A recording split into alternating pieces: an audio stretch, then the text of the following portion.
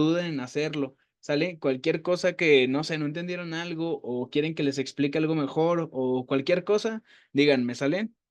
El día de hoy, entonces vamos a ver evento vascular cerebral.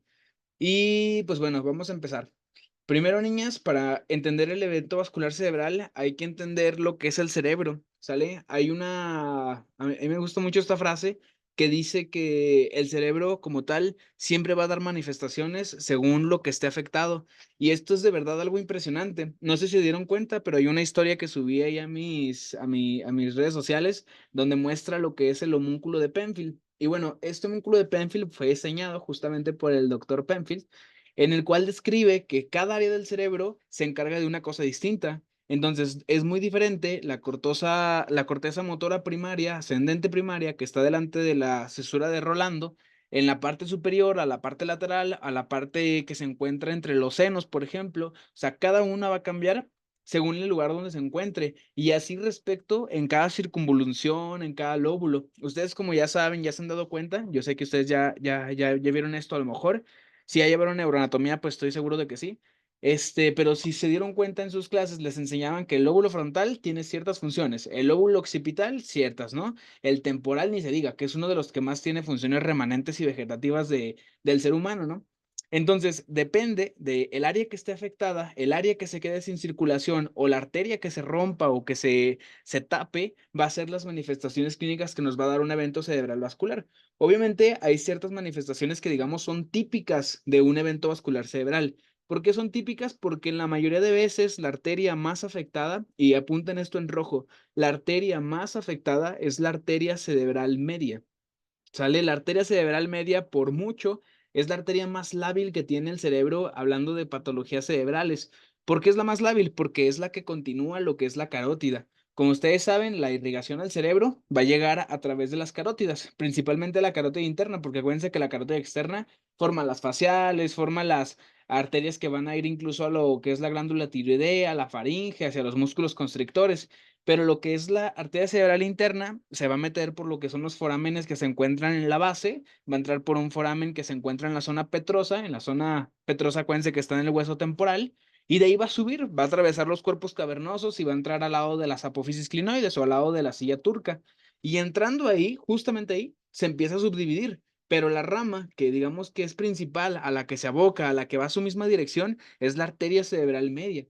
Entonces, la arteria cerebral media es la arteria como que al ser la subsecuente o al ser la que sigue, es la más afectada de todas. Sale todos los trombos, se van a ir principalmente a lo que es esta arteria, las hemorragias van a empezar en esta arteria. Entonces, que no se les haga infrecuente que los síntomas típicos que tenga un paciente van a ser síntomas de afectación a la cerebral media, que ahorita lo vamos a ver. Entonces, pues bueno, antes que nada, perdónenme por pasarlo de alto, perdón, mi niña, ¿eh? Pero Fátima Reigosa, perdón, ¿en qué semestre vas? Nada más, lo pregunto para saber más o menos como en qué van, ¿sale? E igual, Teresa de Jesús, ¿en qué semestre vas? Si quieren dejar en el chat o ponerlo por ahí en un comentario, arriba donde dice chat, nomás le aprietan y ya lo dejan ahí, ¿sale? Noveno, no manches, no más, ya están muy grandes. Ya casi en un año salen al internado. Bueno, está bien. Este curso como tal es un curso para el internado, de hecho es el curso preinternado. Aprovechenlo mucho porque todas las patologías que estamos viendo aquí literalmente ya son mucho más elevadas en conocimiento, abordaje y cosas que tienen que saber en el internado. Casi siempre todo lo que les enseño son puros spotlights de cosas de internado, o sea, muy enfocado a la parte como ya hospitalaria. Entonces, pues bueno, niñas, vamos a meternos al tema.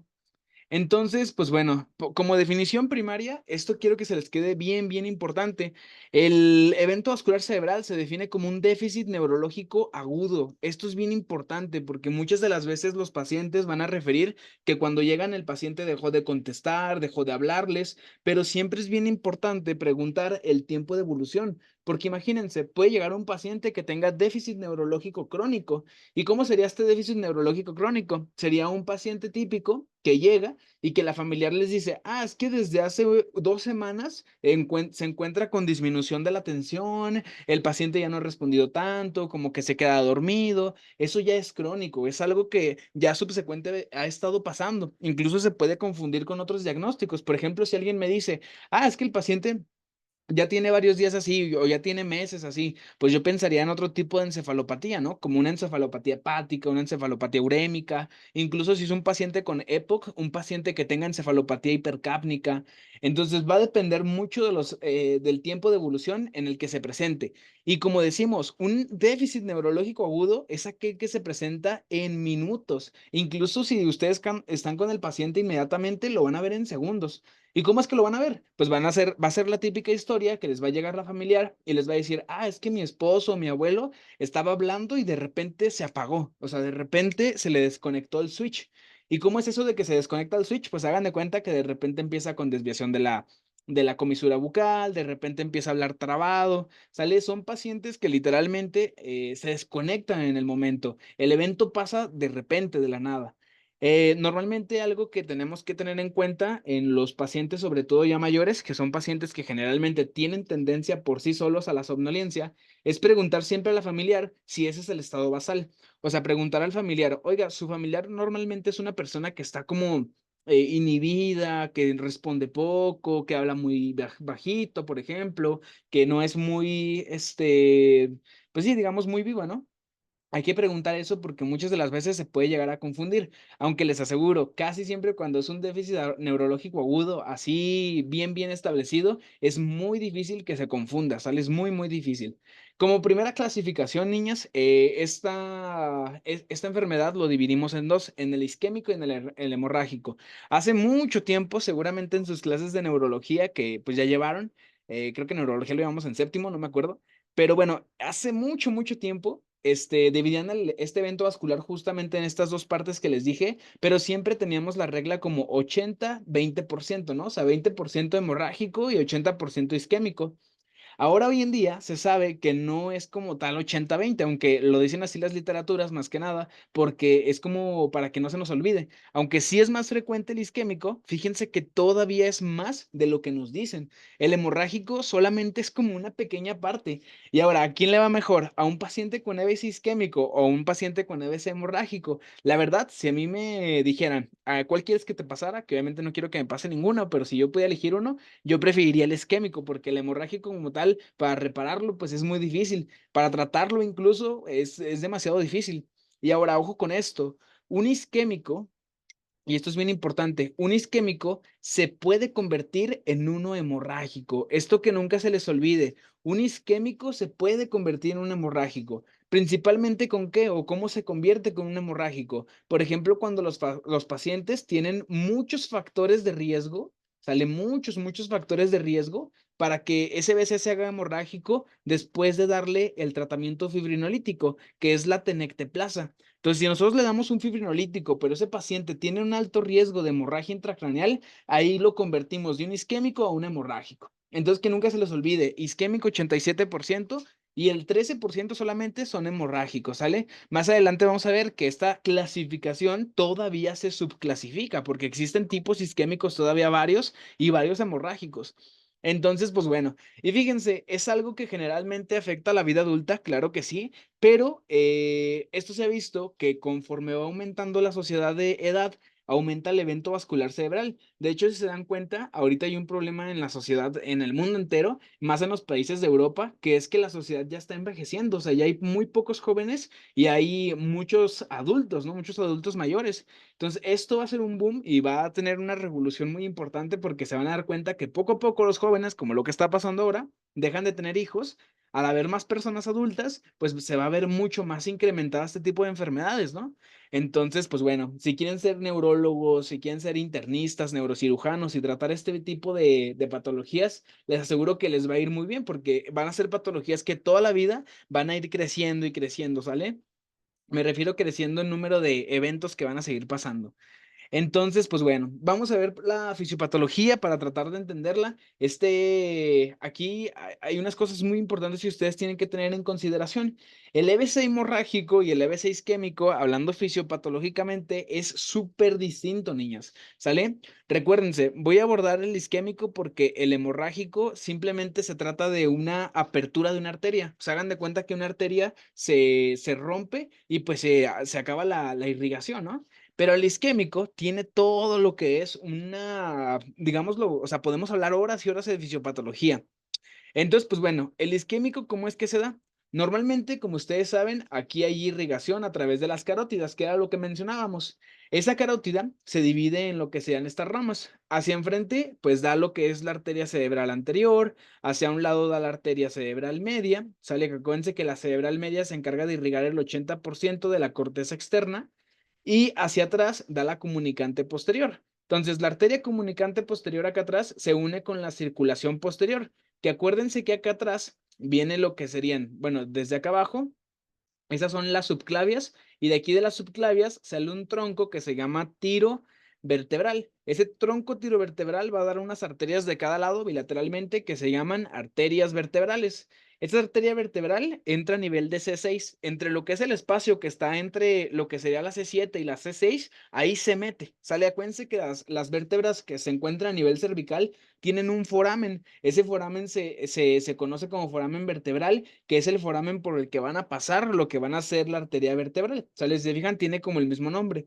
Cuando se une lo que es la arteria vertebral de cada lado, que ya se unen a nivel del tronco, aproximadamente a nivel de lo que es el puente varolio, se va a formar una nueva arteria muy grande. Esta arteria grande se llama arteria basilar, ¿sale?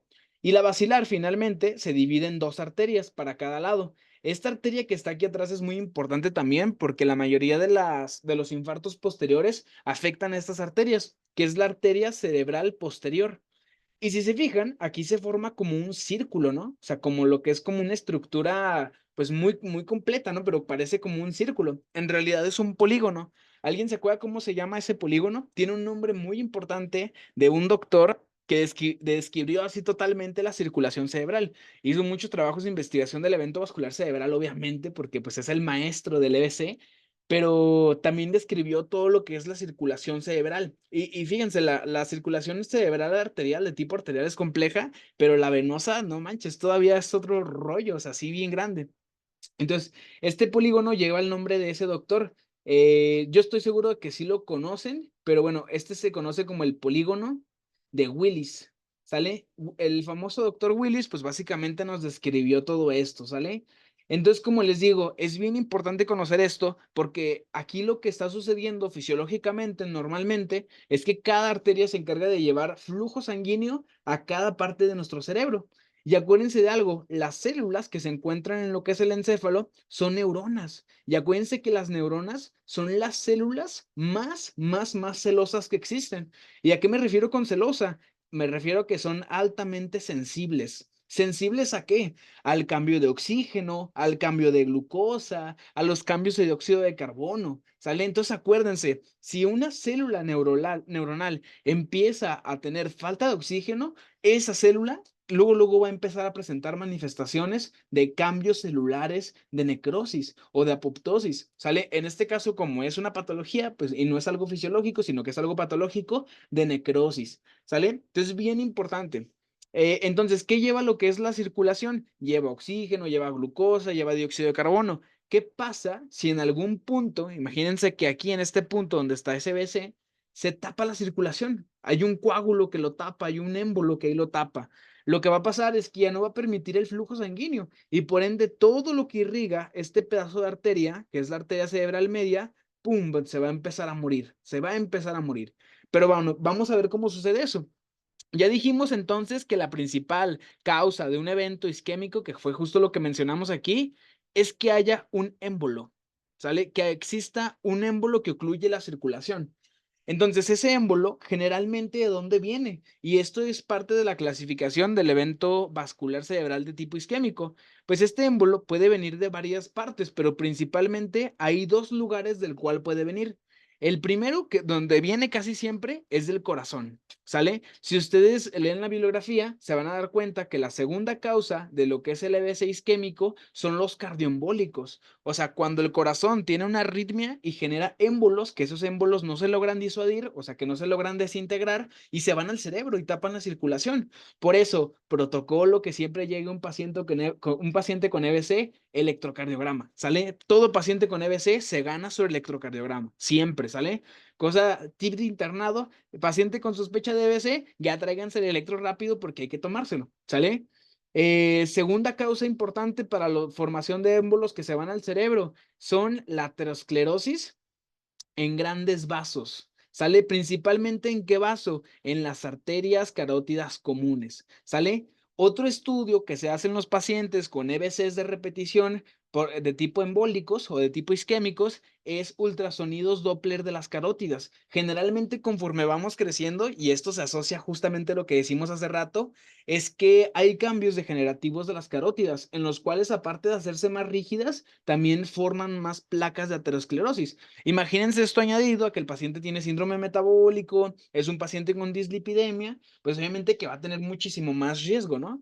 Entonces, pues bueno, eso que no se los olvide. Los dos principales lugares donde vienen esos émbolos son de estos dos lugares, ¿sale? Entonces, imaginemos que aquí tenemos al vaso. Es el vaso, irriga estas neuronas que se encuentran periféricamente, ¿no? Entonces, de forma normal, que tenían una correcta irrigación esas neuronas, ¿sale? Y se ocluye lo que es la circulación a este nivel, ¿qué va a pasar? Que todas estas neuronas se van a quedar desprovistas de oxígeno. Y bueno, normalmente las células que ocupan para respirar, pues ocupan oxígeno, ¿no? Todas las células literal son demandantes de oxígeno por excelencia. Y no se diga las neuronas, que les digo que son las células más celosas del cuerpo. Entonces, cuando no tienen oxígeno, el metabolismo de respiración cambia. Entonces, el metabolismo respiratorio cambia. Normalmente nosotros tenemos una respiración de tipo aeróbica. ¿Por qué es aeróbica? Porque depende del oxígeno. Y cuando se hace esta respiración aeróbica de forma normal, existen procesos normales, como lo que es el ciclo de Krebs, como lo que es la cascada de electrones, ¿sale? Y finalmente como lo que es la fosforilación oxidativa. Pero si se dieron cuenta, para que sucediera este proceso de forma normal y nuestras neuronas estén respirando y funcionando bien, ocupa oxígeno. ¿Qué va a pasar cuando no existe este oxígeno disponible en el cuerpo? Que lo que es esas neuronas van a empezar a tomar otra ruta, van a empezar a cambiar. Y ahora en vez de ser aeróbica, va a empezar a hacer una respiración anaerobia. Que la respiración aerobia no ocupa oxígeno como tal. ¿Sale? La respiración anaerobia lo que va a hacer es que va a entrar otra vía. Esa vía se llama la vía del lactato. Entonces, para generar energía, esa célula va a empezar a generar lactato. El problema de ese lactato es que es un ácido, ¿sale? Otra cosa muy importante, la energía que va a generar no va a ser igual al ATP que genera la fosforilación oxidativa acá en el ciclo de Krebs, todo bonito. Entonces, las células se van a empezar a quedar desprovistas de ATP.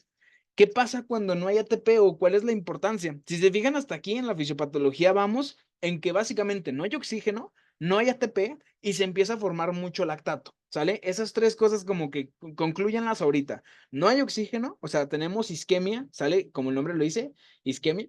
Tenemos falta de ATP y tenemos mucho lactato. Entonces, ¿qué va a pasar si el lactato y lo que es el ATP, el lactato se encuentra alto y el ATP se encuentra deficiente?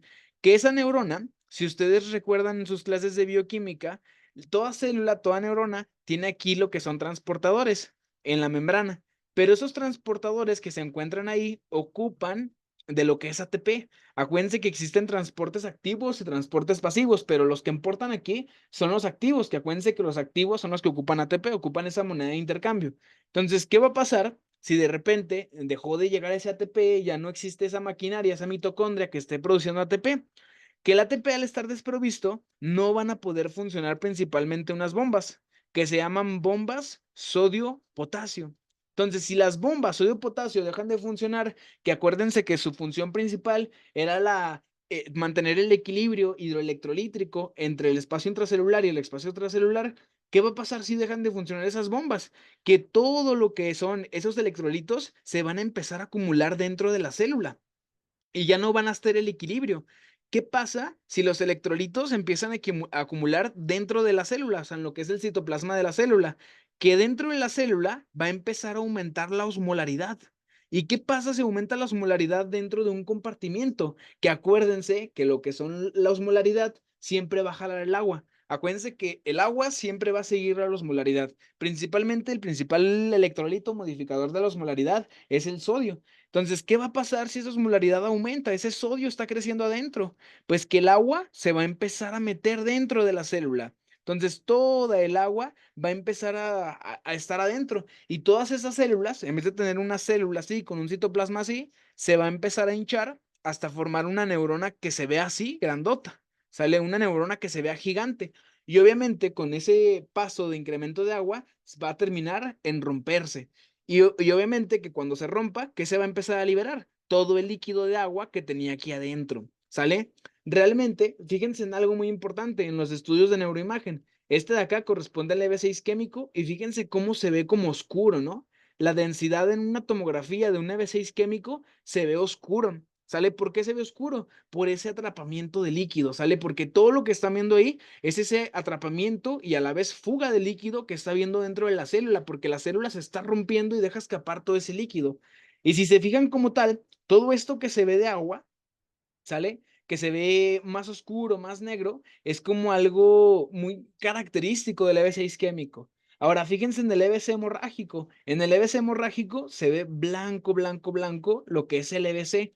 ¿Por qué? Porque lo que estamos viendo acá de este lado es densidad de la sangre, sangre que generalmente es sangre fresca, coagulada. Eso depende del estado en el que se encuentra el EBC. Entonces, fíjense que el líquido, el agua, se ve oscura, se ve con densidad baja, se ve con hipodensidad.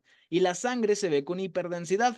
Por ejemplo, siempre que llega un paciente, y esto se los voy a retomar de nuevo cuando vayamos a diagnóstico, pero siempre que llega un paciente, ustedes tienen que sacar una tomografía. ¿Para qué? Para ver justamente que se trate de esto, que es lo más común. Porque si se trata de un EBC hemorrágico, una de las contraindicaciones de la trombolisis o de la tenecteplasa es que justamente tenga un AVC hemorrágico. Si nosotros trombolizamos a un paciente que tiene un AVC hemorrágico, lo terminamos de matar, ¿sale? La trombolisis solo es para los pacientes que tienen AVC isquémico.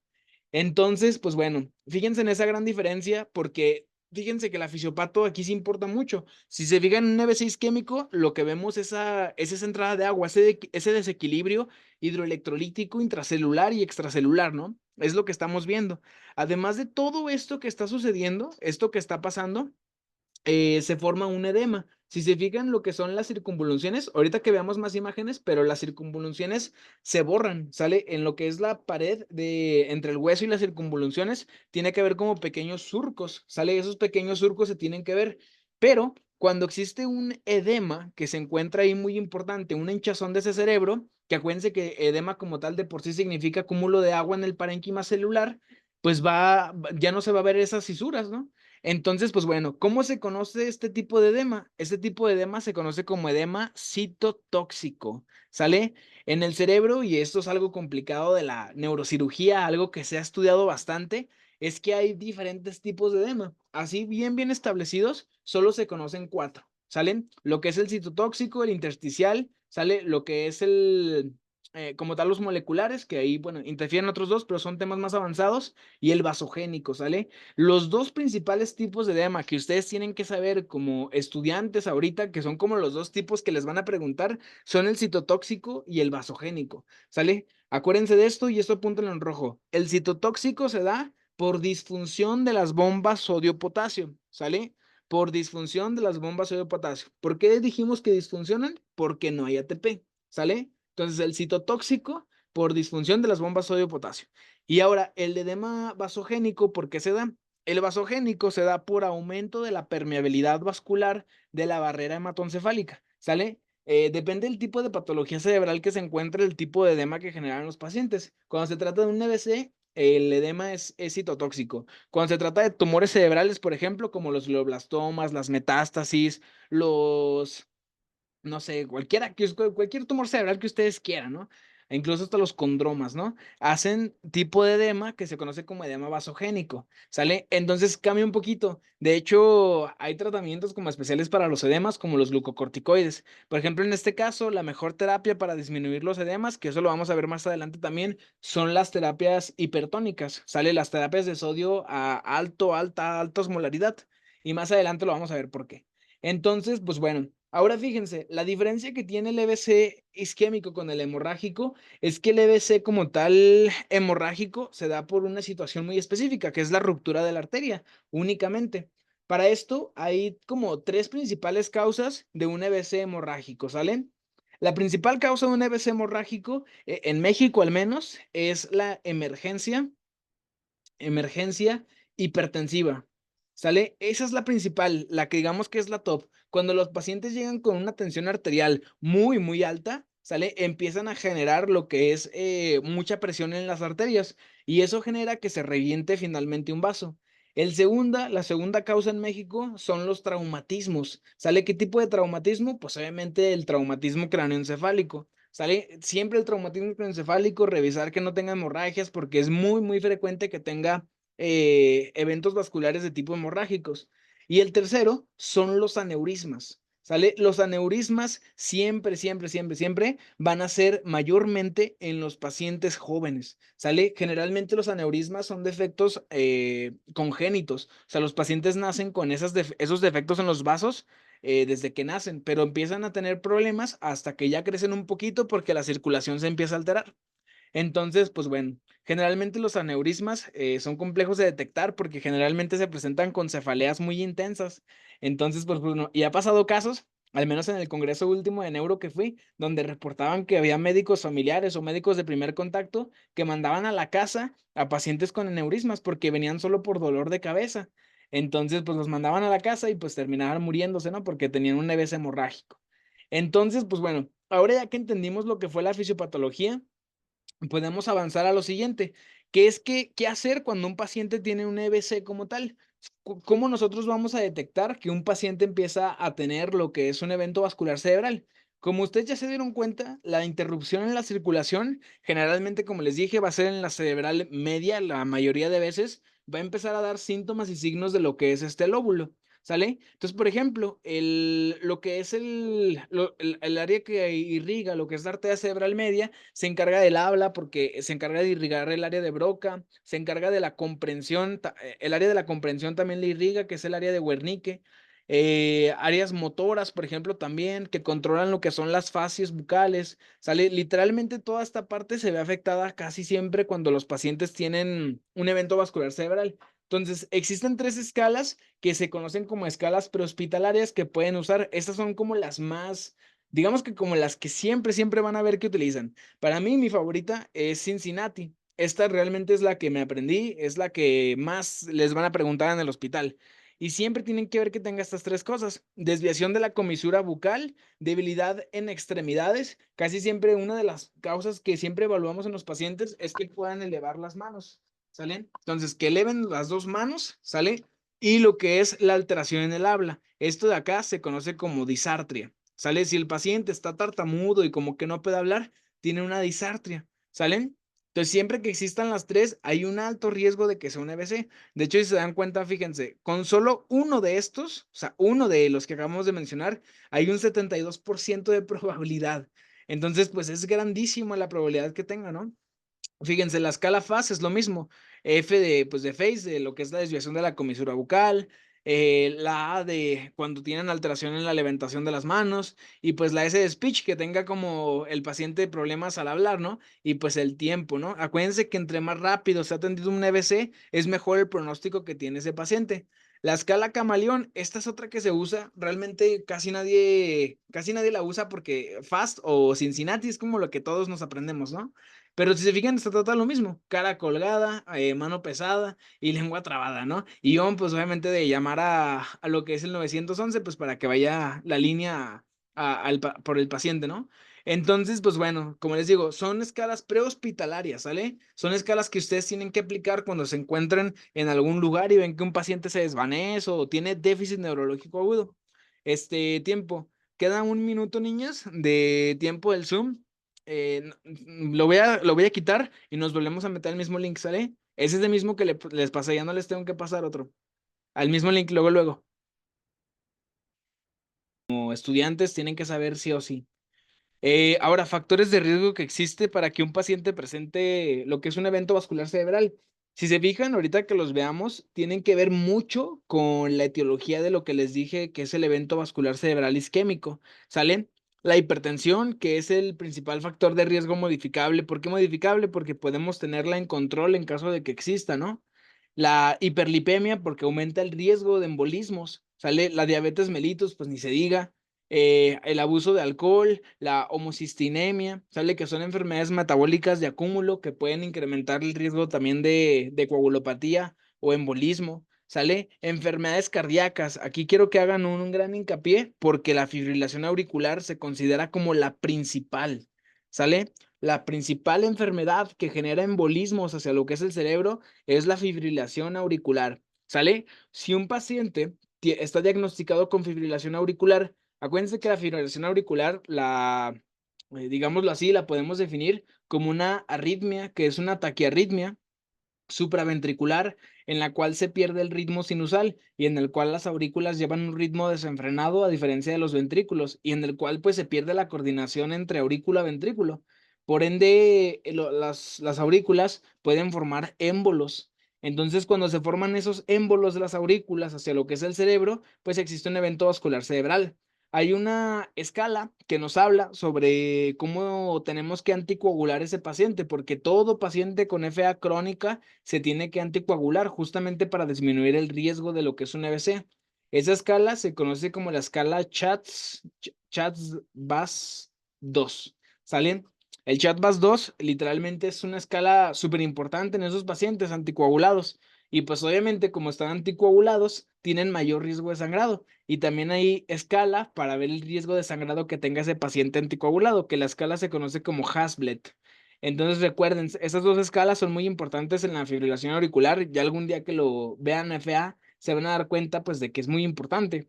Valvulopatías, porque obviamente aumenta el riesgo de que existan embolias a nivel cardíaco. Persistencia de forámenes ovales, aunque sean muy pequeños. Se ha visto que aunque los forámenes ovales persistan, de manera importante, sale, acuérdense que el foramen oval se forma porque las aurículas, cuando estamos en la panza de nuestra mamá, tienen comunicación de forma normal en etapa embrionaria. Hay una comunicación interauricular. Acuérdense que los ventrículos son remanentes y realmente la sangre no pasa por aquí, digamos, en gran medida. Entonces, lo que son las aurículas tienen ese foramen, pero conforme nacemos, ese foramen se tapa. Ese septum secundum se tiene que ir tapando. Entonces, siempre, siempre, siempre, si queda un espacio abierto entre estas dos aurículas, existe el riesgo de que embolicen los pacientes. Endocarditis, generalmente la endocarditis, porque al hacer vegetaciones en las válvulas, esas bacterias también van a desprenderse y esas vegetaciones se van a formar émbolos, ¿sale? Y la estenosis carotidia, porque es una valvulopatía en la que cuando sale la sangre, aparte de que aumenta la poscarga y de que hay una turbulencia, altera el flujo y al alterar el flujo, va a haber una formación de émbolos más importante. La edad mayor, pues ni se diga, esto era lo que les decía, conforme vamos creciendo hay una edad, un cambio degenerativo de las arterias y con ello más placas de aterosclerosis. Historia familiar de EBC, pues obviamente acuérdense que toda enfermedad, entre más historia familiar tenga, o sea, que le haya pasado a más personas en nuestra familia, es más frecuente que nos suceda a nosotros también. También el evento vascular isquémico transitorio y lo que es el evento cerebral como tal establecido previo, ¿sale? Acuérdense que como tal el evento vascular puede ser establecido o puede ser transitorio. Cuando es establecido significa que los síntomas y signos duran más de 24 horas. Lo que es el ataque isquémico transitorio dura menos de 24 horas, pero generalmente los pacientes recuperan. Y en los estudios de neuroimagen, en la TAC, en la resonancia magnética, no tienen nada. O sea, están limpios esos estudios, no tienen datos ni de isquemia, ni de hemorragia, ni de nada. Pero un ataque isquémico transitorio se puede convertir en uno isquémico, o sea, puede evolucionar a uno establecido. Eso que nunca se les olvide. Ya hay una escala que predice el riesgo de que tiene un ataque isquémico transitorio en volverse un EBC como tal. Esa escala se conoce como la escala ABCDE. ¿Sale? Esta escala, algún día que veamos ese tema, se las enseñaré, pero recuerden que se usa para establecer el riesgo que tiene una persona de hacer un EBC como tal, así per se, ¿sale? Siendo de primero un ataque isquémico transitorio. Entonces, pues bueno, fíjense, lo que les comentaba, la fibrilación auricular generalmente es uno de los principales factores de riesgo. De este generalmente salen muchos émbolos en el corazón que se van a lo que es el cerebro. Entonces, para que no se los olvide, la FA cuenta como uno de los principales factores de riesgo y me atrevo a decir que el principal para la formación de émbolos y generar EBC. ¿Sale? Y ahora vamos a ver cómo se clasifica el EBC isquémico y lo que es el hemorrágico también. ¿Sale? El EBC isquémico, ¿se acuerdan que les decía? 87% va a ser isquémico y lo que es el 13% son hemorrágicos. ¿Sale? Esto que nunca se les olvide. Ese 87% se vuelve a subdividir. El 75% van a ser embólicos, lo 25% van a ser trombóticos y 15% van a ser lacunares. ¿Sale? Se los voy a explicar. Los lacunares son infartos súper pequeños, son infartos que muy pocas veces en una tomografía ustedes van a lograr identificar. ¿Esto por qué? Porque la tomografía tiene buena sensibilidad, pero tiene mala especificidad. Esto quiere decir de que si ustedes ven una tomografía de un paciente que verdaderamente sí está enfermo, pues va a ser muy fácil reconocerlo. Pero si ustedes ven una tomografía de un paciente que realmente esté sano y no tenga nada en su tomografía, pues va a ser muy difícil reconocerlo. O sea, si tiene la enfermedad, es muy fácil decir, ah, ese paciente tiene esto, ¿no? Pero si no tiene la enfermedad, o sea, si no la tiene y la tomografía, perdón, si la tomografía no tiene nada, pero el paciente tampoco tiene la enfermedad, va a ser difícil reconocerlo, porque puede ser que la tomografía en ese momento no tenga como tal datos de isquemia o datos de algo porque los infartos sean muy pequeños todavía, ¿sale? Los infartos lacunares generalmente pasan desapercibidos y general en una resonancia, en una tomografía, pero en una resonancia magnética cerebral generalmente sí se ven. ¿Esto por qué? Porque a diferencia de la tomografía, la resonancia magnética sí puede identificar infartos más pequeñitos, ¿sale? Como lo que son los lacunares, ¿sale? Los eventos embólicos, que son los principales, son los que generalmente afectan regiones muy grandes, ¿sale? Acuérdense que casi siempre la arteria que se tapa, la que se ocluye es la arteria cerebral media. Y ahora, en cuanto a lo que sería otra clasificación que existe, por etiología existe esta clasificación que es el TOAST, ¿sale? El TOAST es una clasificación según la etiología, ¿sale? Fíjense, aterosclerosis de grandes vasos, que eso es lo que les decía, la principal causa de donde se forman los émbolos es de la carótida, y la carótida es un gran vaso. La segunda causa, el cardioembolismo, que les decía, el principal factor de riesgo es la fibrilación auricular. Enfermedad de pequeño vaso, que esto correspondería a los infartos lacunares, ¿sale? Otras causas y causas indeterminadas son como todos aquellos eventos vasculares cerebrales donde ya le exploramos si fue algo cardíaco o algo de grandes vasos, pero sigue sin haber causa, ¿sale? Sigue sin haber causa. Entonces, pues bueno, eso es bien importante porque muchas de las veces no van a encontrar causa a los eventos vasculares cerebrales, aunque generalmente pueden ser cardíacos o de grandes vasos, pero hay un pequeño porcentaje de pacientes que van a tener esto, ¿sale? Que va a tener una causa indeterminada. Ahora, ¿cómo vamos a hacer el diagnóstico de estos pacientes? Esta parte de aquí es lo más importante. ¿Por qué? Porque en México el evento vascular cerebral es una de las patologías que ya tiene algoritmos súper diseñados para tratar de diagnosticar lo más rápido posible esta enfermedad. Si ustedes se dan cuenta, siempre nos dijeron una frase en cardiología, ¿no? Que decían, ah, es que tiempo es miocardio. Pues aquí también aplica. Tiempo es cerebro, ¿sale? El código cerebro se inventó justamente para esto, para tratar de reducir la progresión de lo que eran estos eventos. Y fíjense, ya existe como tal un esquema, que es el esquema del PI, que nos habla de todo lo que es lo que debemos seguir o el algoritmo que tenemos que seguir desde que vemos a un paciente con los datos de la escala prehospitalaria. Fíjense, lo de la cara, lo de las extremidades, lo del lenguaje, que era lo del Cincinnati que hablábamos, ¿no? Llega el paciente a urgencias y ahora sí, ¿qué tenemos que hacer? Fíjense, escala de Cincinnati, determinar si fue déficit neurológico como tal agudo o fue crónico. Sale, generalmente en los hospitales van a escuchar una pregunta que hablan mucho que se llama si el paciente focaliza. ¿Sale? Cuando escuchen, ah, es que el paciente está teniendo datos de focalización o ya está frontalizado el paciente. Eso se refiere a que si ya se estableció ese mismo evento vascular cerebral, o sea, si ya está como tal. Y el paciente, evidentemente, si ya se estableció, va a tener síntomas. ¿Sale qué síntomas? El de la escala de Cincinnati, lo de la cara, lo de las extremidades, lo del lenguaje. Espérenme un poquito, ¿eh? Déjenme, le contesto a Fátima, que era una de las que estaba aquí.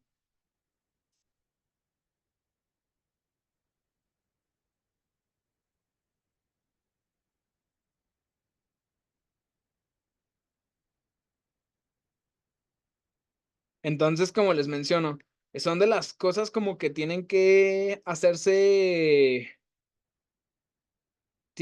muy rápido para que no vaya a esperar mucho tiempo. Recuerden, entre más rápido sea, eh, espérenme. Entre más rápido sea, va a ser va a ser mejor para el paciente, ¿sale? Va a haber menos factores, el pronóstico le va a ir mejor. Entonces, pues bueno, ahorita vamos a ver este algoritmo que es bien importante. Entonces, siempre que tengan a un paciente con posible diagnóstico, empezar a preguntar primero. El paciente tuvo déficit neurológico, el paciente, o sea, toda la clínica que conlleva, ¿no? Obviamente ya tiene que ser un paciente que venga hablando con disartria, un paciente que tenga con debilidad del hemicuerpo, ¿sale? Y ojo con esto, ahorita que veamos las imágenes les voy a decir un spotlight que es bien, bien importante siempre que tengan un paciente con déficit neurológico. Entonces, para el diagnóstico, fíjense, siempre el estudio inicial es el estudio de neuroimagen. Para esto, para tomar un estudio de neuroimagen, tienen entre 20 y 30 minutos para tomarlo. O sea, desde que llega el paciente, desde que pisa el hospital, el paciente ya tiene que tener la tomografía o la resonancia magnética a los 20 minutos o a los 30. ¿Sale? No tiene que demorarse más porque entre más rápido sea el diagnóstico, les digo que el paciente le va a ir mejor. Entonces, fíjense, la resonancia magnética es el mejor estudio. eh, pero como tal, es muy cara y generalmente no la van a tener. Sale generalmente en un hospital de segundo nivel o tercer nivel. Bueno, pónganle que todavía uno de tercer nivel puede que sí lo tenga, pero en un hospital de segundo nivel, como en el que comúnmente todos hacemos nuestro internado, no van a tener resonancia magnética. Entonces, casi siempre lo que hay es la tomografía, pero acuérdense de algo que les dije hace ratito. La tomografía tiene una sensibilidad un poquito más baja que la resonancia magnética. Sale, siempre acuérdense de eso, la tomografía tiene sensibilidad más baja que la resonancia magnética. ¿Y esto qué quiere decir? Que si ustedes tienen una tomografía y es lo único que hay, tómenle la tomografía, porque muchas de las veces no van a tener resonancia magnética, pero es preferible tomarle un ataque que a no tomarle nada, ¿no? Entonces, fíjense, esto es muy importante. La TAC, el propósito que sirve o para lo que nosotros la queremos es para ver que no tenga un EBC hemorrágico, ¿sale? Porque si ese paciente tiene un EBC hemorrágico, obviamente no lo vamos a trombolizar, ¿sale? Es un paciente que no va a ser candidato para trombólisis. Solo los pacientes con EBC isquémico, como estos pacientes que se encuentran aquí, van a ser posible candidatos a trombólisis. Entonces, recuerden eso siempre, la TAC simple de inicio nos sirve para eso, para ver si es un hemorrágico o un isquémico. Si es isquémico, ya chingamos, porque a ese paciente le tenemos que hacer terapia trombolítica nada más. Y obviamente mucho más cosas, pero ahorita las vamos a mencionar. Un paciente con un EBC hemorrágico va a ser un paciente que no lo podemos trombolizar, ¿sale? Y ahora el gold standard, el que se considera como el de elección, el principal, ¿sale? Es la angiografía cerebral. Ojo, no en muchos hospitales tampoco la van a tener. Entonces, casi siempre lo único que va a haber va a ser una TAC simple. Y con una simple TAC tienen que tomar decisiones.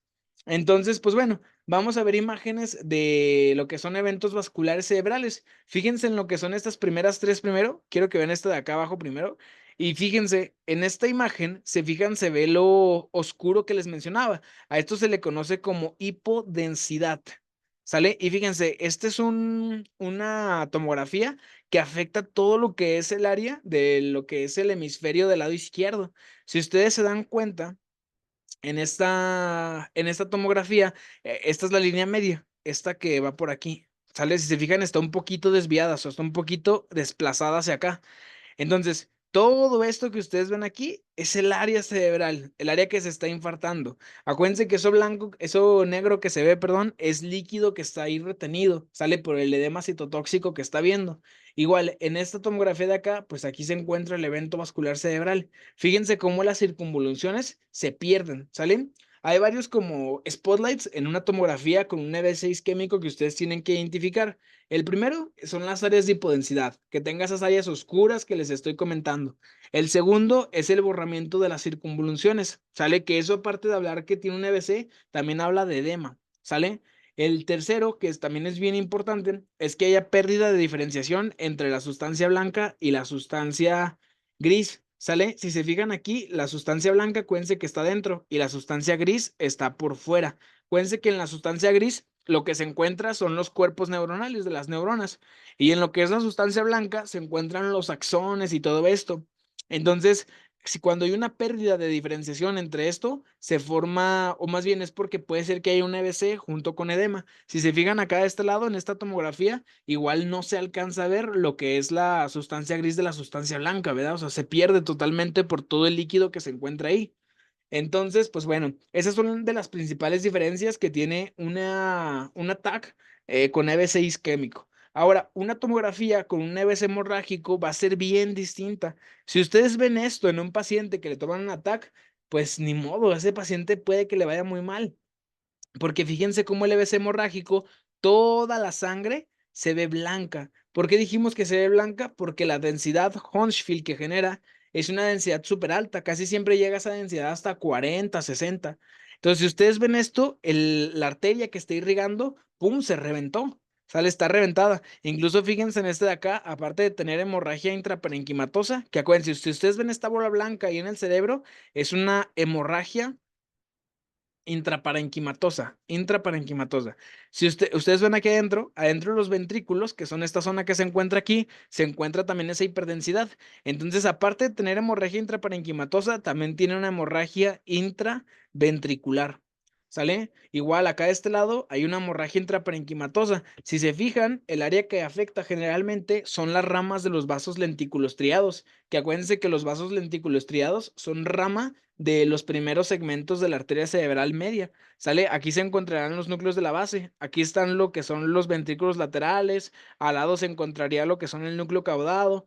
Aquí abajo está la sustancia blanca, que es lo que es como tal, la cápsula interna. El tálamo está a los lados del tercer ventrículo. Lo que es el putamen y el globo pálido se encuentran para este lado, que justamente ahí es donde se encuentra el evento vascular, ¿no? Aquí se encuentra la hemorragia en lo que es el globo pálido y el putamen, aunque pues también afecta parte de lo que sería la región de los caudados, pero los caudados se irá más arriba, ¿sale? Entonces, pues bueno, acuérdense que en una tomografía, pues como tal, en corte axial, como el que vemos aquí en este paciente, estas son tomografías en corte axial, simples. Fíjense que lo único que vamos a alcanzar a ver pues son los núcleos de la base como tal, el caudado y lo que es el globo pálido y el putamen, ¿no? Entonces, pues bueno, son cosas que literalmente se van a convertir en su día a día y que van a empezar a verlo de otra manera ya cuando vean estos tipos de EBC, ¿sale? Igual de este lado, aquí vemos un EBC, una hemorragia intraparenquimatosa. Les digo, estos son imágenes súper características. Obviamente, si ustedes ven esto y ven estas tomografías, es muy fácil distinguirlas, ¿no? Yo pienso que cualquier persona puede hacerlo. Entonces recuerden, si ustedes ven esto, piensen en que le va a ir mal al paciente. Si ustedes ven esto, pues pónganle que todavía puede ser un paciente que puede recibir trombolisis y puede que le vaya bien. Sale, puede que le vaya bien. Y ahora fíjense en esto, este tipo de caso también es un tipo de evento vascular cerebral, pero tiene un nombre muy especial. Este nombre que recibe, si se fijan en lo que se llena de sangre aquí por aquí, es el espacio subaracnoideo, ¿sale? Este tipo de hemorragias se conocen como las hemorragias subaracnoideas, ¿sale? Estas dos de aquí son dos hemorragias subaracnoideas, ¿sale? Esto que ven por acá abajo es un hematoma, ¿sale? Este hematoma se encuentra en la pared, ¿sale? Entre lo que son las meninges, principalmente, acuérdense que las meninges tienen tres capas, la pia madre, la aracnoides y la dura madre. Ese hematoma que se encuentra entre la dura madre y el hueso es un hematoma epidural, ¿sale? Que sería este. Fíjense cómo los hematomas epidurales tienen forma de avellana, ¿sale? Son de forma cóncava, ¿sale? Fíjense cómo es una forma de avellana, se ve así grande, ¿no? Grande y grande, así cóncavo. Y los hematomas subdurales, que son estos de acá, ¿sale? Que es este que ven acá, tiene forma en plátano, ¿sale? O en media luna. Entonces, fíjense, si ustedes ven un hematoma aquí en forma de media luna o de hoz, es un hematoma subdural, o sea, un hematoma que se encuentra entre la dura madre y la aracnoides. Pero si ustedes ven un hematoma en forma de avellana o que se vea cóncavo, es un hematoma epidural, ¿sale? Acuérdense, los hematomas subdurales son convexos en forma de hoz o en forma de plátano, ¿sale? Y los hematomas epidurales son en forma de avellana, ¿sale? Entonces, bien importante eso. Ya se dieron cuenta, los EBC hemorrágicos se clasifican en justo eso. Entonces, el EBC hemorrágico, se acuerdan que en el isquémico les decía, el isquémico se clasifica en embólico, trombótico y el acunar. El EBC hemorrágico se clasifica a su vez entonces en lo que es la hemorragia subaracnoidea, el hematoma epidural, el hematoma subdural y lo que es la hemorragia intraparenquimatosa. Entonces, si ustedes les preguntan, ¿cómo se clasifican los EBCs hemorrágicos y los EBC isquémicos? Ya van a saber la respuesta. ¿Salen? Entonces, bien importante, este tipo de EBCs, este tipo de pacientes, generalmente les va mal. ¿Sale? Les va mal. Si ustedes ven hiperdensidades en una tomografía, aguas, le va a ir muy mal a su paciente. Cosa importante, las hemorragias subaracnoideas, como estas que ven aquí, son las principales que se asocian a aneurismas. ¿Sale? Los aneurismas generalmente cuando se rompen generan hemorragia subaracnoidea. Entonces son pacientes que les va a ir mal, son pacientes que literalmente tienen muy mal pronóstico y por ende, pues no lo van a poder ayudar mucho, ¿sale? Desgraciadamente no lo van a poder ayudar mucho. Y ahora, niños, ¿qué se imaginan que sea esto? ¿Qué creen que sea eso? Si se fijan, las otras hemorragias estaban por aquí adentro, ¿no? Estaban aquí adentro. Fíjense, esta tomografía se ve bien bonita. Esto que ven aquí arriba, así como bordeado, son las circunvoluciones. Y no sé si se dan cuenta, pero aquí tiene como un color más clarito, un color más oscuro, perdón, que acá afuera, ¿no? Acá tiene como un color más clarito. Esa es la diferenciación que les decía entre la sustancia gris y la sustancia blanca, ¿sale? Pero ¿qué es eso que ven acá afuera? Esto que ven acá afuera es sangre, ¿sale? Esto se le conoce como hematoma subgaleal, ¿sale? Comúnmente, ¿cómo se le conoce a eso, niños? Se le conocen como los famosos chipotes, ¿salen? Entonces, acuérdense, un hematoma subcaleal también es una hemorragia, pero que se encuentra extracraneal, ¿sale? Es una hemorragia extracraneal que se encuentra entre lo que es el hueso y la piel, ¿sale? Esos son los chipotes. Toda hemorragia intracraneal es una hemorragia o es un EBC hemorrágico, pero el subgaleal o ese hematoma no se considera como tal, ¿sale? Es un simple chupote. Entonces, pues bueno, este también es otro que pues, es muy chiquito, ¿sale? Ahí generalmente lo van a ver ustedes. Entonces, pues bueno, niñas, eso que nunca se les olvide. Estas escalas que están aquí son escalas más avanzadas que van a usar durante el internado. Es una escala imagenológica para determinar el grado que tiene una hemorragia subaracnoidea. Existen dos escalas. Cuando son traumáticos los eventos, traumático me refiero a que el paciente recibió un golpe o cualquier cosa, se usa la escala de Grine, ¿sale? Traumática, ¿sale? Entonces, siempre que el paciente haya sufrido un traumatismo, es la Grine. Y siempre que el paciente no tenga antecedente de traumatismo, o sea, que fue un paciente probablemente con un EBC hemorrágico de tipo hemorragia subaracnoidea, sale, pero que fue por un aneurisma, que no fue un trauma, se usa la escala Fisher. Sale entonces Grine para los traumáticos y no traumáticos, la escala Fisher. Sale eso que nunca se les vaya a olvidar. Ahora, ¿cómo vamos a evaluar un paciente ya intrahospitalariamente? ¿Sale? Ya hablamos sobre el diagnóstico, cómo lo abordamos, cómo la tomografía y todo esto. Ahora, de aquí en adelante, tenemos que decidir qué es lo que vamos a hacer a través de escalas, ¿sale? Lo que nos dice la bibliografía es que todo paciente con EBC va a recibir 1001 escalas, que ya se dieron cuenta, pero aparte de tener esas 1001 escalas, vamos a decidir en base a eso, a cómo es que le va a ir al paciente en cuestión de pronóstico. Entonces, las principales hospitalarias son el NIS, el Ranking, el Dragon y el Aspex, ¿sale? Entonces, vamos a ver cada una. La NIS es la más usada y tiene muchísimos puntos. O sea, la NIS llega hasta 39, 40 puntos, ¿sale? Y fíjense que es bien importante porque esta escala sobre todo nos sirve para ir evaluando el estado en el que llega el paciente. Obviamente, ¿cuál es la principal escala? No la mencioné aquí porque justamente es una escala que ya pasó desapercibido porque es la principal que usamos todos, ¿no? Pero ¿cuál es la principal escala para evaluar al paciente a nivel del sistema nervioso central? O sea, evaluarlo, digamos, como algo rápido, niños. ¿Cuál se imaginan? Es una escala que casi siempre se usa y es la escala de coma de Glasgow, ¿sale? Entonces, casi siempre cuando les presenten a un paciente, tienen que mencionar esa escala. Ah, es un paciente con un Glasgow de 8, un paciente con Glasgow de 13, de 12, ¿sale? Pero como tal, pues ya lo doy por hecho que lo ven, ¿sale? Que ya no lo van a decir, ¿sale? La escala de NIS como tal, como les digo, es una evaluación neurológica, pero más detallada. Esta también nos aconseja cuándo trombolizar, que vamos a trombolizar al paciente cuando tenga más de 4 puntos, pero menos de 25. ¿Por qué menos de 4 y más de 25? Porque si ustedes ven la interpretación, un paciente que tiene un EBC leve, que es menor de 7 puntos o hasta 7 puntos, va a ser un paciente que a lo mejor si lo trombolizamos, podemos causarle más daño, ¿sale? Y un paciente que tenga arriba de 25 generalmente va a ser un paciente con una severa, es un paciente ya muy, muy severo, que va a ser un paciente que si le damos terapia trombolítica, puede ser que se convierta en hemorrágico, ¿sale? Y fíjense todo lo que evalúa: nivel de conciencia, preguntas que le hacemos sobre su vida diaria, órdenes motoras, mirada conjugada, campo visual, parálisis facial, movilidad de miembros, movilidad al momento de caminar, la parte sensitiva, el lenguaje, la disartria, ¿sale? Si se fijan, son cosas como muy detalladas. Eso es lo bonito de la neurología y la neurocirugía, que si se fijan, todos los pacientes con patologías neurológicas tienen síntomas y signos muy específicos, ¿no? Muy específicos de qué, una del área afectada y dos de todo lo que es o sea, según el área, es la parte que te va a dar. Por ejemplo, si depende del nivel de médula o a nivel medular que se afecte, es el tipo de aplegia que nos va a dar en el paciente, ¿no? O el tipo de, no sé, disminución de la sensibilidad que nos va a dar. Entonces, pues bueno, acuérdense, la escala NIS es una de las principales. Yo, por ejemplo, tengo un formatito ahí en una compu que siempre lo imprimo cuando llega un paciente así. Porque obviamente, ¿quién se va a acordar de toda esta escala siempre? O sea, es una escala que es súper difícil de aprender y yo creo que nadie se la sabe. Entonces, así de memoria, pues. Entonces, yo lo que hago es que tengo un formato, lo imprimo y tengo la hojita y le voy preguntando al paciente, ¿no? Lo voy evaluando y ahí le saco un IS.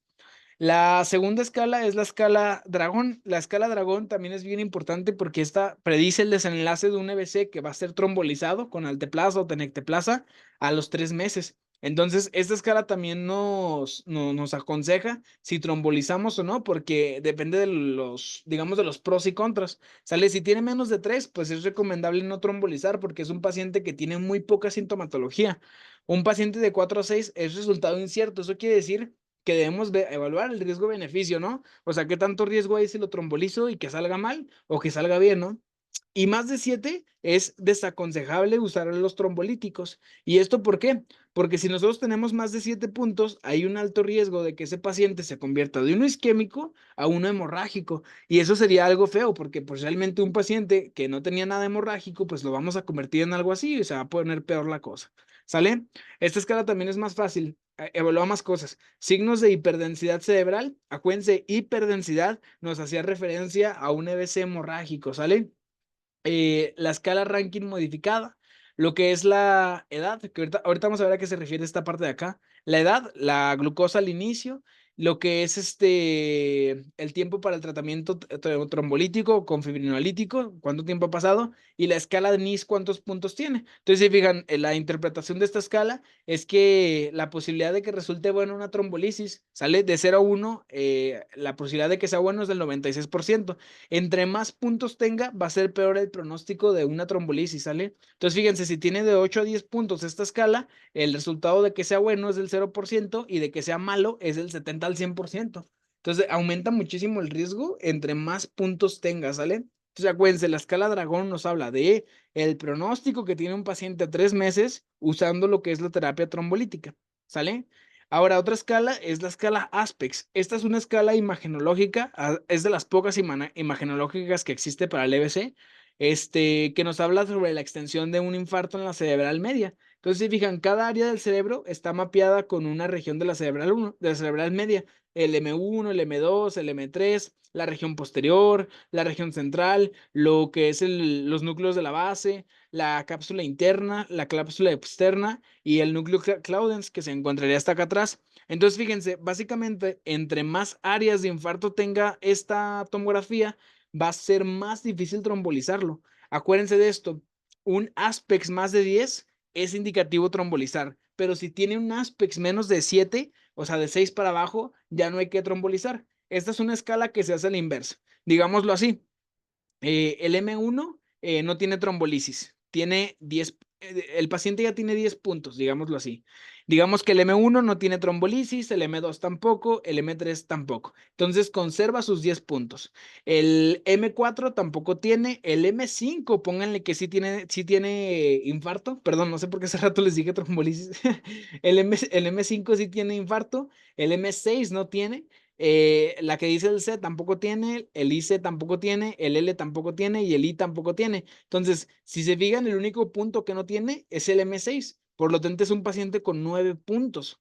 Entonces, es un paciente que sería indicativo para trombolizar. ¿Sale? Fíjense, un Aspex arriba de 7 que afecta alrededor de un tercio de la cerebral media, que realmente es muy poquito, no va a tener tanto riesgo. Pero, por ejemplo, si un Aspex tiene menos de 7, que esto ya sería que afecta más de un tercio, o sea, que sería un área muy grande, hay un riesgo muy grande de la terapia trombolítica, o sea, hay un riesgo inminente que si lo trombolizamos, pues, como les digo, lo vamos a pasar a un hemorrágico, ¿no? Entonces, pues bueno. Ahora, respecto a lo que es la escala ranking, esta también es una escala que básicamente evalúa la incapacidad que va a tener un paciente posterior a lo que es el evento vascular cerebral. Es una escala que más que nada se usa para saber cómo queda con discapacidad el paciente con EBC. Sale generalmente un paciente después de un EBC si tiene un grado de discapacidad y debemos de conocer la basal, o sea, el ranking basal que tiene ese paciente por si vuelve a tener otro EBC, porque si se vuelve a reinfartar en el cerebro, es obvio, o sea, es evidente que ya no va a tener ese ranking, sino que se va a aumentar, ¿no? El ranking basal se va a aumentar. Entonces, pues bueno, ahora finalmente con lo que es el tratamiento, ¿qué es lo que tenemos que hacer? Primero, como toda parte de toda emergencia, evaluar lo que es el ABCD de ese paciente.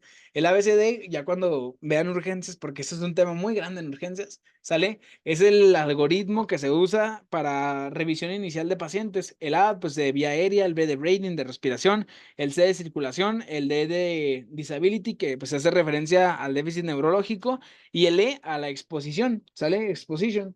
Entonces, esta escala se tiene que hacer primero porque lo más importante en todo paciente y en todo ser humano es la vía aérea y la circulación. Entonces, imagínense que llega en paro ese paciente, pues obviamente no lo voy a trombolizar si le estamos dando reanimación cardiopulmonar, ¿no?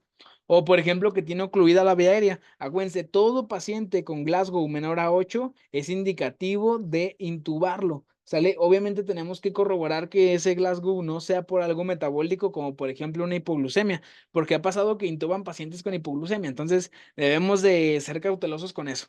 Ahora, vamos a hablar al final de la trombolisis, ¿sale? Sé que les metí mucho de trombolisis, pero vamos a hablar al final de esto, porque es algo que es bien importante.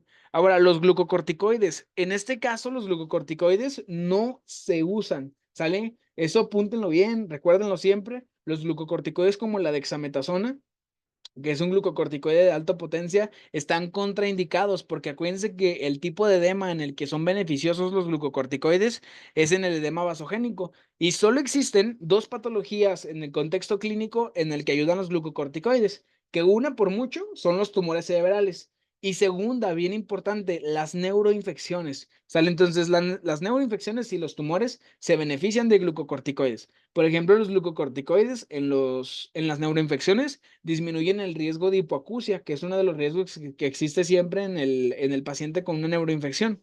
Llámense meningitis, encefalitis. ¿Salen? Ahora, las estatinas. Casi siempre todo paciente tenemos que ponerle estatinas. ¿Qué estatinas le vamos a poner? Estatinas de alta potencia. ¿Cuáles son esas estatinas? Lo que es la torba. Sale la torvastatina, casi siempre la van a cargar hasta 80 miligramos cada 8 horas o cada 12. ¿Sale? Entonces, lo primero, estatinas en ese paciente. Segundo, en ese paciente, lo que es la aspirina. Ojo con esto, podemos como tal darle antiagregantes a ese paciente, pero si se piensa trombolizar a ese paciente, están contraindicados los anticoagulantes. Les digo, el ASA, que es un antiagregante plaquetario, que acuérdense que su finalidad es inhibir la producción de tromboxana 2, sí se puede llegar a dar, pero los anticoagulantes como la heparina, el rivaroxaban, Todos los anticoagulantes que quieran, la warfarina, el acenocumarol, están contraindicados si se piensa dar terapia trombolítica en 24 horas. ¿Por qué? Porque imagínense, lo trombolizamos al paciente, le ponemos anticoagulantes, pues obviamente que va a aumentar el riesgo de que ese vaso se rompa, ¿no? Y genere un EVC hemorrágico. Y ahora, para todo ese edema, ¿qué le vamos a dar? Le vamos a dar hipertones. ¿Sale? El hipertón es la terapia así de elección para bajar el edema cerebral. Algún día, que veamos otra clase, les enseñaré cómo se forman esas soluciones hipertónicas, porque tienen toda una modalidad de hacerse. Se forman con dos soluciones. Aquí en México no existe la solución al 3% como tal, así bien establecida. Existe la solución nada más al 0.9% y las pequeñas ámpulas chiquitas de al 17.7% que tienen 30 equivalentes de cloruro de sodio. Entonces, combinando esas con una fórmula se forma esa solución hipertónica. Entonces, pues bueno, estatinas, ASA, hipertón, ¿sale? Y ahora sí, una pregunta que se tienen que hacer siempre, ¿el paciente es candidato a trombolisis? ¿Sí o no? Esa pregunta siempre tiene que estar en su mente, niñas. Si un paciente es candidato a trombolisis, porque si es candidato, les aseguro que le van a salvar la vida. Pero si no es candidato, pues les aseguro que la van a empeorar bastante, ¿no?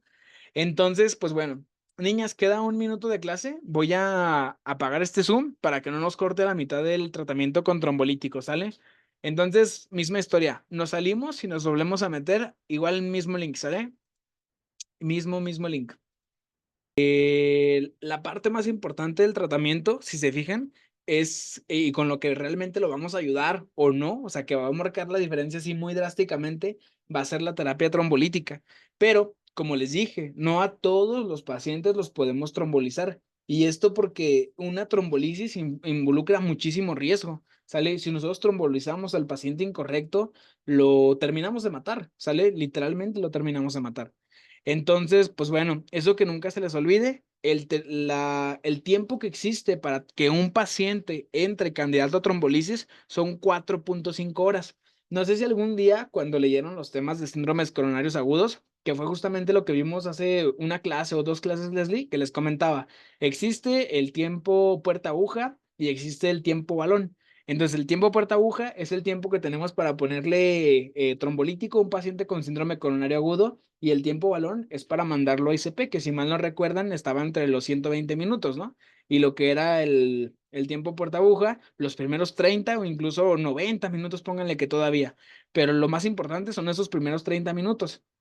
Pues hagan de cuenta que en el evento vascular cerebral también existe ese término, pero el tiempo es un poquito más prolongado, que son 4.5 horas. Si un paciente ya pasa de 4.5 horas, es muy posiblemente que no le vayan a dar al trombolítico. Aunque se puede dar, sí, pero hay más riesgo de que se haga hemorrágico. Lo ideal es que esté dentro de estas horas.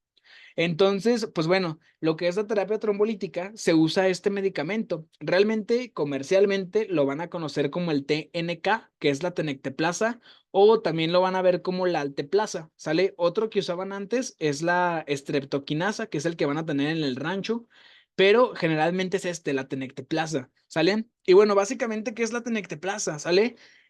Su nombre químico, su nombre bien químico como tal, es el RTPA, ¿sale? Básicamente lo que es plasmina. Si ustedes recuerdan la cascada de la coagulación, que acuérdense que existen dos vías, pero finalmente llega a una vía común, ¿no? O sea, está la vía extrínseca, la vía intrínseca, se forman los factores en cada momento que se va dando el sistema de retroalimentación positiva de la cascada de coagulación, llega a la vía común y finalmente el resultado de la vía común es pasar de formar fibrinógeno a formar finalmente fibrina, ¿no? Que esa fibrina va a ser la que va a tapar el vaso. Pero lo que destruye, lo que es la formación entre fibrinógeno y fibrina, es la plasmina.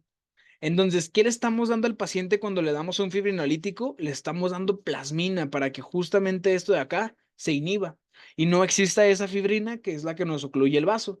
Entonces, pues bueno, al momento de darle esta plasmina sistémica al paciente, que es el trombolítico, no solamente acabamos con la plasmina pues del cerebro, sino es a nivel sistémico. ¿Y eso qué puede generar? Múltiples hemorragias, sale múltiples hemorragias. La dosis a la que se usa el trombolítico es a 0.9 miligramos por kilo con un tope de hasta 90 miligramos. ¿Sale? Si ese paciente pesa más de 80 kilos, 90, ese paciente el tope, o sea, lo que pese, el tope va a ser siempre 90, ¿sale? Por más obeso que esté, siempre 90 va a ser lo seguro, ¿sale? Y acuérdense, primeras 4.5 horas es lo ideal. Ahora, siempre que ustedes apliquen lo que es una terapia trombolítica, tienen que estar revisando a ese paciente. ¿Cómo lo van a revisar? A los primeros 15 minutos, a los 30 y a la hora, tienen que volver a aplicar la escala NIS. Sale de nuevo, tienen que volver a aplicar toda esta escala a los 15, a los 30 y a la hora. ¿Sale por qué? Porque tienen que ir evaluando lo que es la reperfusión a nivel cerebral. Si verdaderamente le está ayudando al paciente, pues obviamente que va a empezar a recuperar funciones neurológicas. Entonces hay que volver a hacer esos NIS para estarlo evaluando, ¿sale? Y obviamente otra cosa que se tiene que repetir es la tomografía o resonancia magnética en caso de que haya en sus hospitales a las 24 horas post-trombólisis. Ahora, como les dije, no todo paciente va a entrar a terapia trombolítica porque no todos tienen criterios. Va a haber criterios de exclusión muy importantes que van a ser los absolutos, que si el paciente tiene uno de estos, por uno que tenga, ya no se puede hacer la trombolisis. Como lo que es la evidencia de hemorragia intracraneal, como les digo, la tomografía primaria es para ver que no tenga una hemorragia como tal intracraneal. Si tiene un dato de EBC hemorrágico, está contraindicada, sale así totalmente. Sale, si es isquémico, pues adelante. Infartos multilobulares, o sea, que sean infartos muy grandes. ¿Se acuerdan de la escala Aspex que nos decía, si existe un Aspex menos de 7, o sea, de 6 para abajo, quiere decir que afecta más de un tercio de lo que es ese hemisferio, ¿no? De lo que es ese lóbulo. Entonces, si es un infarto muy grande, que sea multilobular, multilobar, como dice aquí, no se va a beneficiar ese paciente, al contrario, lo vamos a empeorar. Trauma encefálico, un TCE previo, síntomas menores o efímeros, que son pacientes que literalmente que tienen NIS menos de 4, que era lo que les comentaba hace rato. Sangrados internos, por ejemplo, si ese paciente tiene un sangrado de tubo digestivo o hematuria, pues hay que verlo, ¿no?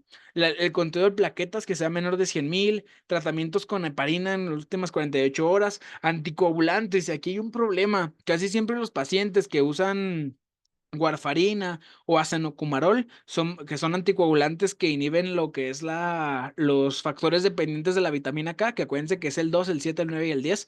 Casi siempre esos pacientes usan warfarina y acenocumarol. ¿Y cuál es el problema de eso? Que esos tipos de anticoagulantes en un paciente con FA sirve para que no hagan trombos hacia lo que es el cerebro. Entonces, si nosotros le tenemos un paciente con FA, que son pacientes que generalmente van a ir por EBC, pues va a ser difícil que los trombolicemos, ¿no? Porque van a ser pacientes que van a tener a nivel sistémico su tratamiento, ¿no? La warfarina o el acenocumarol. Entonces, pues bueno, el tiempo de protrombina mayor a 15 segundos. Normalmente el TP, que es el tiempo de protrombina, que es el que evalúa la vía extrínseca, el normal es de 12 a 14 segundos. El TPT, que es el tiempo de tromboplastina, que es el que evalúa la vía intrínseca, normalmente es de 24 hasta 34 segundos, es un poco más extendido. Uso de activo de inhibidores del factor 10. Los fármacos inhibidores del factor 10 son aquellos que se conocen como anticoagulantes NACOS, ¿sale?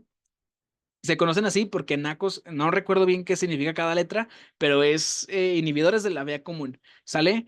Por ejemplo, la Pixaban, el Rivaroxaban, si usan esos medicamentos, pues no se puede usar. Cirugía intracraneal previa, punzo lumbar en los últimos 7 días, no sé, convulsiones, concentración de glucosa menor de 50 y embarazo o lactancia. No manches, yo creo que uno de mis peores miedos como médico, ustedes se van a dar cuenta como estudiante es que me llegue una embarazada con un EBC. O sea, creo que ese sería de mis peores miedos en mi vida que digo, o sea, ojalá nunca me pase eso, ¿verdad?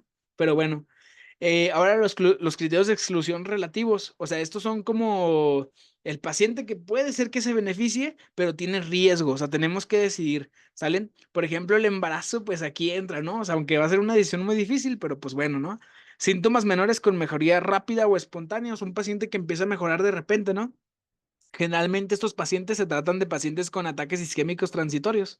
Eh, pacientes con estados de periodo posictal, cirugía mayor a trauma en los últimos 14 días, hemorragia gastrointestinal urinaria, básicamente todo lo que les mencioné, ¿no? O sea, algunos de acá, pero que obviamente tenga más beneficio que riesgo, los criterios de exclusión relativos. O sea, son criterios que sí, claro, tenemos que tenerlos en cuenta, pero que tenemos que volar el riesgo-beneficio, ¿sale? Y ahora, ¿quién sí le pueda tocar? A todo mayor de 18 años, que tenga diagnóstico de isquemia cerebral, o sea, EBC isquémico, y que los síntomas tengan un inicio menor a 180 minutos. Que acuérdense, el tiempo para trombolizar hasta se puede, hasta 4.5 horas, 4 horas y media. ¿Sale? Entonces, bien importante el tiempo de evolución. En esta tablita que trae los esquemas del PAI, ya están las dosis de cada medicamento. Por ejemplo, acá viene la tenecteplasa. Estas tablas mete lo que es el abetalol, hidralazina y el nitroprusiato, que son antihipertensivos, como justamente aquí dice, porque la mayoría de pacientes que tienen EBC pueden hacer cráneo hipertensivo. Y acuérdense que los pacientes con cráneo hipertensivo generan una triada que se llama triada de Cushing. Esa triada nos habla de tres cosas. Ah, ¿verdad? Qué sencillo. Chiste local. Entonces, esa triada nos habla de tres cosas. Nos habla de que el paciente tiene hipertensión, tiene lo que es alteración de la respiración, que es bradicardia casi siempre, y, perdón, bradipnea y bradicardia, ¿sale? Acuérdense, se baja la frecuencia respiratoria, se baja la frecuencia cardíaca y hay hipertensión. Esa es una triada de Cushing. Y nos habla de lo que es un cráneo hipertensivo. Entonces, lo que hay que hacer ahí es que hay que reducir la presión. Ojo con esto, la presión arterial cuando está muy alta, como en una emergencia hipertensiva o una urgencia, no hay que reducirla tan rápido. Acuérdense que el límite que tenemos en una emergencia hipertensiva, en una emergencia, es del 20 al 25% de la tensión arterial media. ¿Sale? Porque acuérdense que si nosotros le bajamos la presión muy rápido, podemos causarle un EVA6 isquémico. ¿Sale? Entonces, pues bueno, en una urgencia hipertensiva tenemos hasta 24, 48 horas para bajárselo. Y el tratamiento incluso puede ser oral, mismo que toma. ¿Sale? Solamente las emergencias hipertensivas se hospitalizan, se mete medicamento IV y tenemos esa meta, ¿no? 20-25% en la primera hora, ¿sale? Entonces, pues bueno, los antiagregantes como el ácido salitil salicílico, claro que se puede dar, como en el infarto coronario, es igual lo mismo, ¿sale? Se da los 300 miligramos.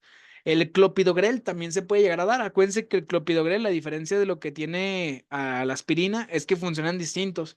Lo que es el clopidogrel es un inhibidor de un receptor que se conoce como PI12. ¿Sale? Ese receptor lo que hace es que genera más adhesividad plaquetaria. Y acuérdense, el ácido acetil salicílico inhibe las ciclooxigenasas. Es un AINE, ¿no? A final de cuentas es un AINE, pero es un AINE que tiene más selectividad por inhibir al tromboxano 2. Por eso es un antiagregante plaquetario. ¿Sale? El de los AINES es el mejor antiagregante plaquetario. Lo que es la acenocumarina, pues es un anticoagulante que, como les había comentado, se usa para los pacientes que tienen fibrilación auricular. El rivaroxaban es el NACO, sale el que les había comentado. Y la atorvastatina es la estatina de alta potencia. Acuérdense que como tal, solo existen dos estatinas de alta potencia que se usan en México. La atorvastatina es una y la otra es la rosuvastatina. Sale generalmente cuando se dan los 80 miligramos, son en pacientes muy agudos, o sea, el paciente que viene con el EBC o el paciente que viene con el YAM, con el infarto agudo del miocardio. ¿Cuál es la finalidad de usar estatinas? Sale la estatina como tal, su mecanismo de acción es que inhibe una enzima a nivel hepático que se llama HMG-CoA, pero la finalidad principal, aparte de inhibir esa enzima, es que es un estabilizador de la placa, ¿sale? Como ustedes saben, la mayoría de infartos a nivel coronario y a nivel cerebral son por una placa de aterosclerosis que se va para arriba, no es un émbolo, ¿no? Final de cuentas. Entonces, lo que estabiliza esa placa es la torvastatina. Entonces, pues bueno. Y ahora finalmente el esquema que les había dicho. Fíjense, llega el paciente, ya le evaluaron sus escalas prehospitalarias, ya están adentro del hospital, toman laboratorio, su glicemia, su VH. Acuérdense, todo paciente con déficit neurológico tomar glicemia. Sale, casi siempre se confunden con hipoglucemias estos pacientes.